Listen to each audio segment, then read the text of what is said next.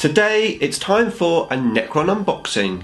I'm going to have a look inside this kit, the Necron Doomsday Ark and Necron Ghost Ark. Let's do this! Necrons!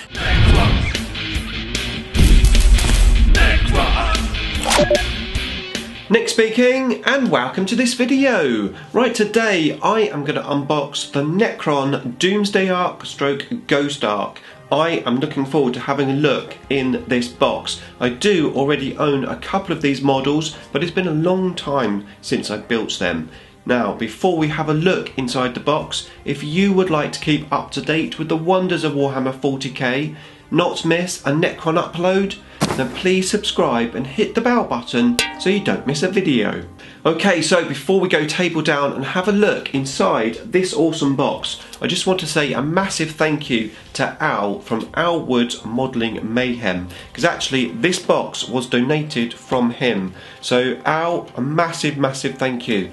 Now, Al was doing a Necron army, but his real passion is scale modelling, and he's got some great scale model builds over on his channel. I will link you up to his channel in the description below for you to check out. He is also doing Kill Team with his son, so it's well worth having a look. Right, it's now time to go table down and do a Necron unboxing.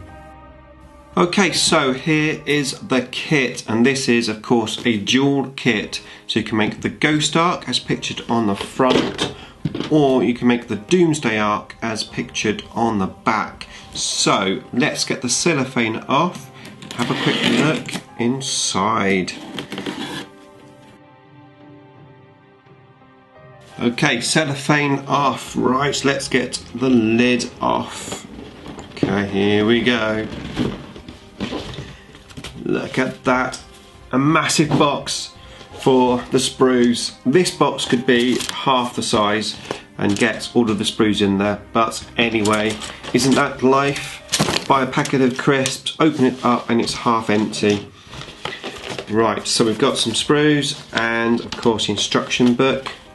We've got some decals or decals, 2 sets of those, and some stems and a flying base. Okay, so first of all, the instruction book. It's designed a little bit like a road map, so it unfolds and is impossible to fold back together again. And it is big, but it is very well detailed in terms of all of the bits and sections that you have to build. As I said, I've built this kit before. In actual fact, I magnetised it between the two, which, yeah, there you go.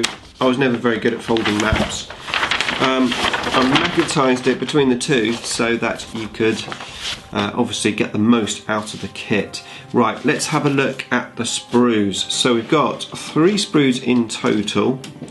2 are the same, so let's have a look at those. Okay, so these 2 sprues are basically the front section of the Ark. So you've got these little spines here, and these join together, and then once you've built them, they all join together themselves.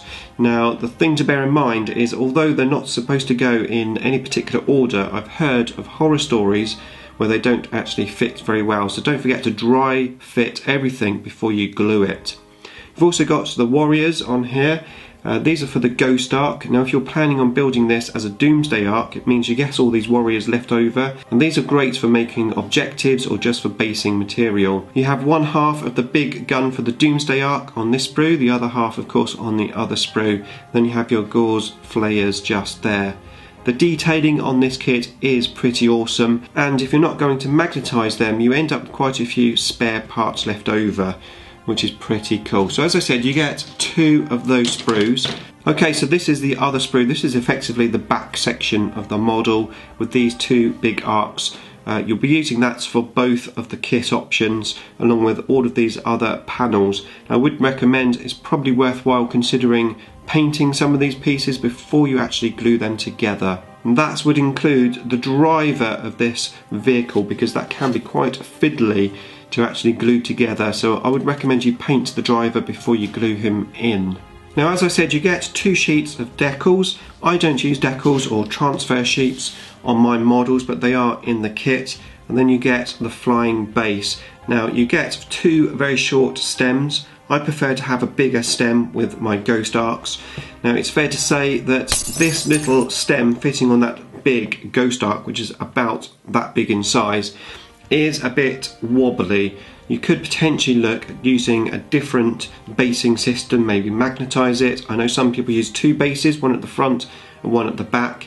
I've just got this single base here, and although it's a bit awkward, it does work. So the little stem just pushes into that hole there. Now you could glue it into place, but to be fair, you don't have to, it just pushes into place, and gluing it doesn't make it any more steadier. In actual fact, it just puts you at more risk. If the model does get slightly knocked, the top of the stem is going to break. So I just push mine into place. The Ark is a little bit wobbly on the flying stand, but it is doable. And that is what you get in the box. Now, if you are interested in magnetizing this kit, and I would highly recommend you magnetize it, you never know what Games Workshop are going to do in the future, which models are going to be the flavour of the month.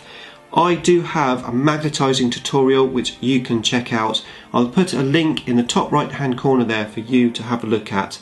And if you enjoyed the video, please consider subscribing. Hit my icon at the end of the video so you can keep up to date with the Wonders of Warhammer 40k. Beam me up!